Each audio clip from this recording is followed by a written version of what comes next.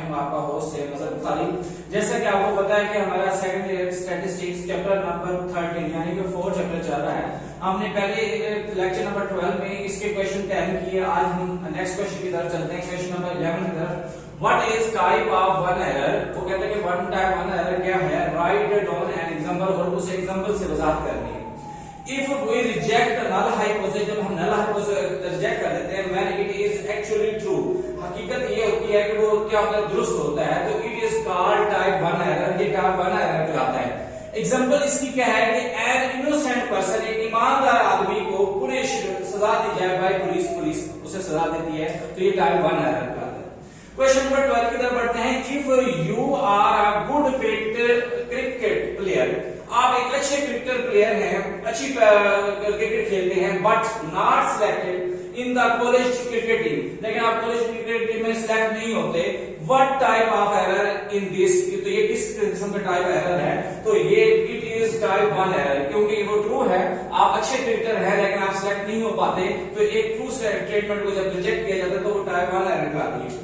اب ہم question number 13 کی طرف بڑھتے ہیں. What is type 2 error؟ type 2 error کیا ہے, اور give an example, اور اس کی ایگزامپل دینی ہے.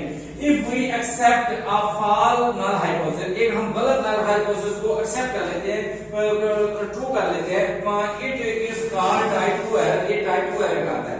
ایگزامپل اس کی یہ ہے کہ a disabled person, ایک disabled person ہے جو is selected from hockey team, وہ hockey team میں اسے سلیکٹ کر لیا جاتا ہے, تو یہ type 2 error ہے.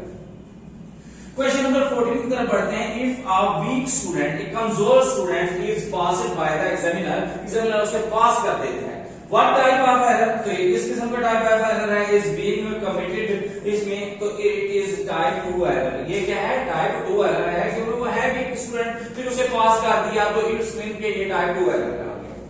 What is alpha? Question number 15. Alpha کیا ہوتا ہے? Alpha is the level of significance. Alpha کیا ہوتا ہے? Level of significance ہوتا ہے. چلیں dear students, question number 16 کی طرف بڑھتے ہیں. Define level of significance. Level of significance کیا ہوتا ہے, اس کو وضاحت کریں. The probability of committing type 1 error is called level of significance. یعنی کہ committed type 1 error جو ہوتا ہے وہ کیا کہلاتا ہے, level of significance کہلاتا ہے.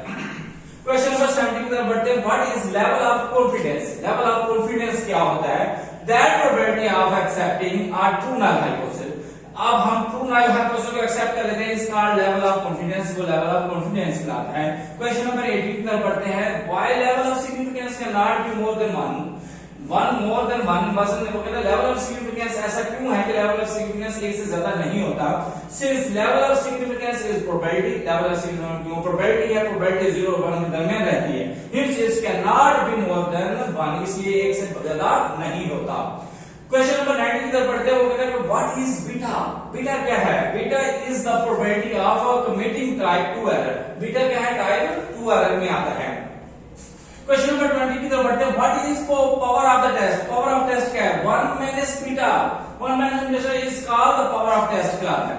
Question number 21 کی طرف جاتے ہیں. What is test statistics? Test statistics کیا ہوتی ہے? A test statistics is a function or formula. یہ function بھی ہو سکتا ہے, یہ formula ہو سکتا ہے آپ sample observation کا. کس کا ہوتا ہے? Sample observation کا. That provide a basis for testing a null hypothesis. جس کی بنیاد پر ہم کیا کرتے ہیں, null hypothesis ٹیسٹ کرتے ہیں. Question number 22 کی طرف بڑھتے ہیں. What are the most commonly used test statistics? کون سے عام ٹیسٹ اسٹیٹسٹکس یوز ہو رہے ہیں آج کل؟ Z test, T test and Cascade test are the most commonly used test statistics ہے.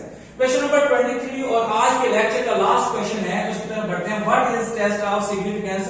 Test of significance is a procedure, وہ طریقہ کار ہے which enable us on the basis of sample distribution whether the accept or reject, جس کی بنیاد پر ہم accept بھی کرتے ہیں اور reject بھی کرتے ہیں, کس کو, null hypothesis. یہاں تک ہمارا لیکچر کلوز ہوتا ہے. آپ ہمارے نیکسٹ لیکچر کے لیے, اگر آپ چاہتے ہیں کہ ہمارا نیکسٹ لیکچر آپ تک پہنچے, تو اس کے لیے ہمارے چینل کو لائک, سبسکرائب کریں اور بیل آئکن دبائیں. انشاءاللہ پھر ملاقات ہوتی ہے نیکسٹ لیکچر.